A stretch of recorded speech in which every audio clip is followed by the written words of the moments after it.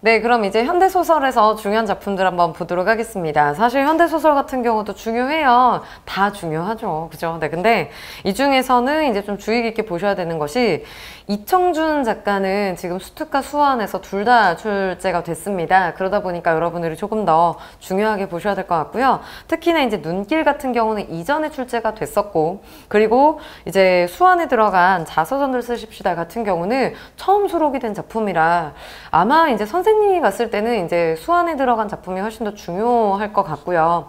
근데 이제 중요하다라기보다 여러분들이 낯선 작품이니까 조금 더 공부해 두시는 게 아무래도 편하실 거라고 생각합니다. 그래서 이전에도 충분히 수능에 나왔었던, 소문의 벽으로도 나왔었던 작가이기 때문에 잘 봐두세요. 알겠죠? 네, 그래서 그거 잘 봐두시고, 이걸 제외하면 수능에서 제일 많이 나왔던 작가는 사실 김승옥입니다. 그래서 김승옥 작가는 14년도 수능에도 이제 무진기행하고 안개로 출제가 됐었고요. 그리고 이제 09년도 수능의 역사로 또 출제가 됐었죠. 그래서 충분히 좀 나왔다 하면 일단 수능에 나오는 작가는 사실 여러분들 출제 영순위로 잘 보셔야 됩니다. 이게 이제 시에서는 김수영이 있었잖아요. 그래서 소설도 역시 마찬가지인데, 누이를 이해하기 위하여 같은 경우는 특징이 또 1인칭이에요. 근데 1인칭 작품이 굉장히 어렵거든요. 내면 심리를 표현하기 때문에. 그리고 내면 심리만 표현하는 게 중요한 게 아니라 내면 심리로 설명하다 보면 장면이 훅훅 바뀔 수가 있어요. 그냥 과거 얘기했다가 그때 나는 이런 심정이 들었고 그때 누이는 이랬는데 라는 것들이 훅훅 바뀌기 때문에 여러분들이 그 심리를 아주 잘 따라가셔야 됩니다. 그리고 여기서의 메인은 누이를 이해하는 거거든요. 상처 입은 누이에 대해서 누이가 보이는 반응과 그리고 그것을 내가 어떻게 이해해 가고 있는지 그런 부분들에 좀 주목해서 봐주시면 조금 더 정확하게 작품을 분석하실 수 있을 것 같습니다. 그리고 이제 여기에서 는 좀 주의하실 부분이 수능 완성에 좀 중요한 작품들이 많이 들어가 있어요. 그래서 최인훈 같은 경우는 회색인이라는 작품이 들어가 있는데, 이 작품은 지금 또 처음 들어간 작품이고요. 또 실제로 여러분들이 이제 강장 같은 작품으로 최인훈 작가를 잘 알고 계실 텐데, 그러니까 최인훈은 얼마나 어렵습니까? 그죠? 그래서 아마 수록 부분만 보셔도 굉장히 어려울 거기 때문에 작품 전체에 대해서 좀 줄거리라도, 그래서 어떤 부분들을 어떻게 봐야 되겠다라는 특징 정도라도 좀 기억을 하신 다음에 보셔야 최인훈은 알고 있어도 부담스러운 작품이에요. 네, 그래서 좀 그런 부분들을 특징 잡아서 보셨으면 좋겠습니다. 그리고 김원일도, 네, 김원일은 사실은 수능을 제외하고 이제 모평까지 다 합산을 해서 보자라고 하면 제일 많이 출제가 됐던 작가죠. 그래서 김원일 같은 경우는 이제 지금 노을이 수록이 돼 있는데 수완에 이거 말고도 이전의 기출에서는 뭐 잠시 눕는 풀이라든지 도요새에 가는 명상이라든지 마당 넓은 집이라든지 해서 계속 출제가 됐던 작가이기 때문에 여러분들이 정말 잘 봐두셔야 됩니다. 물론 이 과정에서 작품마다 특징은 좀 다르겠지만 기본적으로 이 작품에 대한 해석은 비슷비슷해요. 그래서 리얼한 상황에 대해서 이제 묘사를 좀 굉장히 많이 하고, 물론 이 작가도 내면 심리나 이런 부분들이 좀 많이 드러나 있습니다. 그래서 그런 것들을 좀 주목해서 봐주시면 조금 더 작품 분석에 있어서 정확하게 보실 수 있을 것 같아요. 그리고 이제 수특에서 또 중요한 작품은 이태준 작가입니다. 이태준 작가는 사실 우리가 이제 모더니즘 작가라고 하면 이상이나 박태원을 많이 생각을 하는데, 이태준 작가는 그들과 조금 다르게, 그들은 조금 사실 초현실주의 쪽에 가깝거든요. 다다이즘 쪽에. 그래서 일반적인 소설의 경향에서 많이 벗어나 있어요. 그러니까 소설의 기본적인 발단, 전개, 위기, 절정, 결말을 따르는 구성 단계를 따르지 않는 의식의 흐름 방식을 좀 택하잖아요. 근데 이태준은 그런 소설의 단계들 다 그대로 잘 따르면서 최대한 그래서 참 소설스럽게 잘 썼는데 모더니즘이야. 그러다 보니까 평가원에서도 좋아하는 작가고, 그래서 모평이나 수능에도 계속 출제가 되고 있는 작가입니다. 특히나 또 선생님이 이태준을 중요하게 보셔라 라고 하는 이유는 12년도 수능에 돌다리란 작품이 출제가 됐었어요. 근데 이 작품은 선생님이 문학 강의를 할 때 항상 첫 번째 작품으로 꼽습니다. 왜냐면 소설을 가르치려면요, 자아와 세계의 갈등이다라는 이 서사적 장르에 대해서 이제 소개를 해야 되는데, 그 소개를 보기에서 그대로 차용해가지고 선지까지 하나하나. 그래서 이 주인공들, 뭐 창수의 아버지가 뭐 세계에 대해서 어떠한 반응을 보이는 인물이다, 뭐 이런 것들을 다 써놨었거든요, 자세하게. 그래서 항상 출제 영순위로, 그러니까 출제 영순위로도 꼽고, 그 다음에 항상 작품을 설명하는 데 있어서 수능의 기준을 잡는 가장 중요한 작품으로도 꼽아요. 그래서 여러분들이 좀 그런 부분들을 맞춰서 보셨으면 좋겠고, 특히나 복덕방 같은 경우는 주의할 점이 뭐냐면, 이태준 작가는요, 기본적으로 이 작품도 그렇고 뭐 유명한 작품들 많아요. 뭐 돌다리도 그렇고 달밤이란 작품도 있고요. 근데 공통점은 뭐냐면 기본적으로 그냥 전통현대 대립이 아니고 주류와 비주류에 대한 대립이에요. 네, 그래서 이제 그 시대나 상황에서 주된 사람들이 주류로 좋아하는, 그치? 그러니까 속된 말로 우리 요즘에 인싸, 아싸 이런 말을 쓰잖아요. 그러니까 남들 다 이제 인싸를 이렇게 동경하고 추구할 때 혼자 나는 아싸들이 그렇게 안타깝고 얘네들 소외된 게 너무 가슴이 아프고 라고 하는 그런 애정을 보이는 작가입니다. 그래서 돌다리에서도 이 창섭의 아버지가 땅에 대한 애착이 되게 많잖아요. 그러니까 돈으로만 생각하고 경제적인 가치만 생각하면 당연히 아들네 서울 땅 팔아서 그냥 서울에 있는 병원 늘리면 되죠. 예, 근데 그게 중요한 게 아니다. 나는 여기서 나하고 잘하고 너도 여기서 나왔고 나에겐 너무 소중한 그냥 돈이 아니라 그냥 이 삶이다 라는 것을 강조를 하잖아요. 그러니까 그런 부분들을 계속 가치를 이야기합니다. 복덕방에서도 마찬가지예요. 복덕방에서도 이미 현실에서 많이 도태된 그런 인물들이 모이는 공간인데, 노인들이. 근데 그리고 그 노인들이 실제로 막 사기도 많이 당하고요. 그래서 이제 몰락하는 경우도 나오지만, 그럼에도 불구하고 일반적으로는 딸이 맞죠. 그런데 딸을 비판하고 이 노인들에 대해서 끝까지 안쓰러운 시선을 유지하고 있어요. 그래서 그런 부분들을 주목해서 보시면 조금 더 정확하게 작품을 파악하실 수 있으실 겁니다.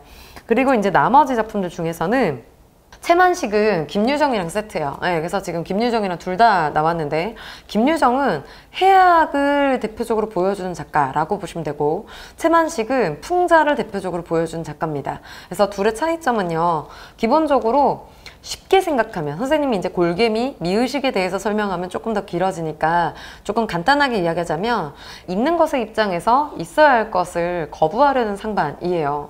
무슨 말이야 모르겠죠. 근데 있는 것이 이제 현실이고요. 현실에 놓여있는 민중들의 입장에서 있어야 할 것, 이상적인 어떤 집권층, 뭐 지배를 하고 있는 뭐 이런 세력들을 비판하고자 하는 것이 바로 그때 이제 나타나는 미의식의 골개미입니다. 근데 그 대표적인 골개미의 예로 이제 해악과 풍자가 있는 건데, 해악은 피해자가 그냥 자신의 피해를 승화시키기 위한, 자신의 한을 승화시키기 위한 방법이에요. 그러니까 조롱도 하고 희화화도 하고 하는데 이게 그렇게 웃기지 않아요. 그러니까 해악은 웃기지 않습니다.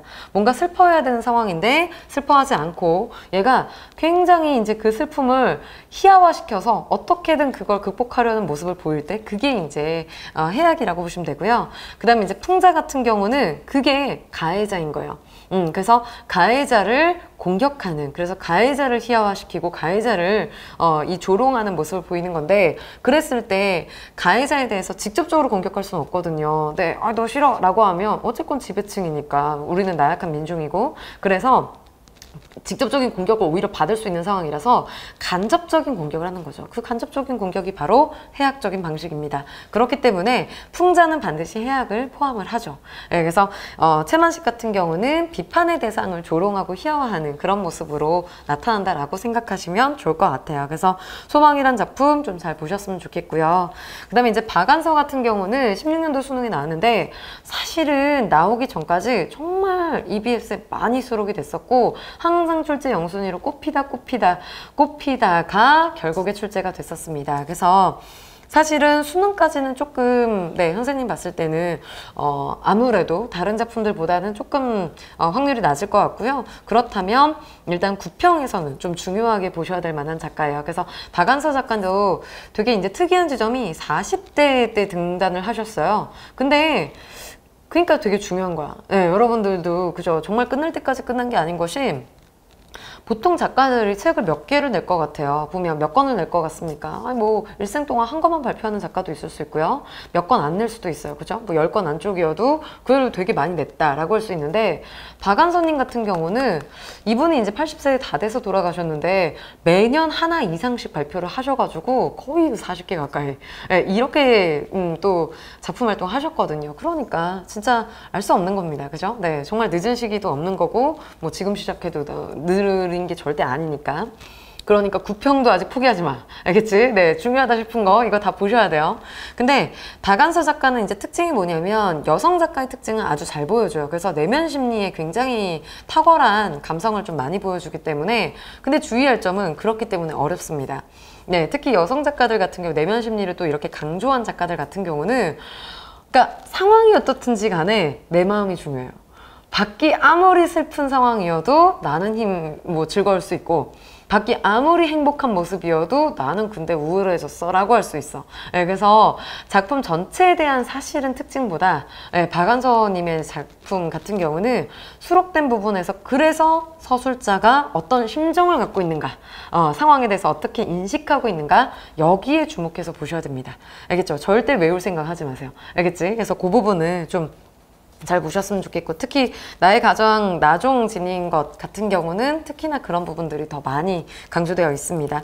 조세희 작가의 작품은요 난소공인데 뭐 사실 난소공 출제가 됐었고 워낙 대표적인 작품인데 수능까지 나왔었기 때문에 글쎄요 아무래도 이제 수능이 나온 작가는 중요하고 그 작품도 중요하지만 이게 뭐 아직 그대로 또 나올 가능성이 그렇게 높다라고 생각하진 않습니다. 그렇지만 한 번은 필수로 상식으로라도 알아둬야 되는 작품이에요. 그래서 특히 상징성이 좀 많잖아요. 난장의 상징성이 많으니까 달나라라는 그 공간의 속성이나 이런 부분들을 초점 맞춰서 잘 보셨으면 합니다. 뭐 행복동이라는 마을의 그 의미나 이런 것들이 다 상징적이거든요. 네, 그래서 그런 것들 좀 잘 기억해 주셨으면 좋겠고 유능길 같은 경우도 사실 유능길은 9켤레 구두로 남은 사내가 수능이 나왔지만 장마가 원래 진짜 유명해요. 네, 그래서 특히나 이제 또 장마 같은 경우는 이제 남북 간의 대립이 들어가 있는 이슈가 있어서 여러분들이 조금 더 중요하게 보셔야 될 겁니다.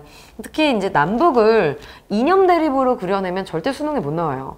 그렇잖아요. 이게 뭐 남쪽이다 북쪽이다 이런 얘기라면 못 나오는데 그걸 가지고 리얼하게 보여주면서 전쟁의 상처 그리고 전쟁이 이렇게 이제 뭐 인간에게 남긴 뭐 고통 뭐 슬픔 이런 것들에 주목하면 그리고 전쟁을 뛰어넘는 휴머니즘 이런 것들을 이제 이야기하게 되면 근데 여기서는 할머니들의 화해가 그게 나오거든요. 그러다 보니까 충분히 주제로 아주 잘 나올 수 있는 작품입니다. 그래서 주의 깊게 특히나 이제 전체적인 그 상황 설정에 대한 특징을 좀 잘 기억해 두시면 아무래도 보시는데 기억하시는데 조금 더 수월하실 것 같아요. 그래서 그 부분들 여기 뭐 지금 작품 설명들도 어차피 자세히 할 거니까 특히 소설은 수록된 부분보다 전체 스토리가 더 중요하거든요. 그래서 그 부분들 좀 일단 중요한 작품이다는 알아두시고 그 다음 작품 분석도 나중에 또 참고해서 보시면 좋을 것 같습니다. 그리고 이제 뭐 나머지는 임철우의 아버지의 땅도 중요하고요. 뭐 눈이 오면 이런 거 출제가 됐었으니까. 그리고 오정희 작가가 이제 또 여성 작가인데 아무래도 이제 예두물이 나왔지만 사실 예두물보다 중국인 거리가 훨씬 더 유명한 작품이에요. 그래서 EBS도 많이 수록됐고 예전에 수능에도 나왔었기 때문에 잘 기억해 두시는 게 좋습니다. 그리고 이제 나머지 작품들은 좀 상식적인 부분들도 되게 많고요. 정강용의 껍빛단리라든지 뭐 이효석의 작품들 뭐 이런 것들 쭉 나와 있는데 그런 것들은 한 번 정도 읽어보시는 걸 추천을 할게요. 그래서 일단 구평 전에 얘네들은 필수적으로 꼭 보시고 가셨으면 좋겠고요. 이어서 다른 작품들도 확인해 보도록 하죠.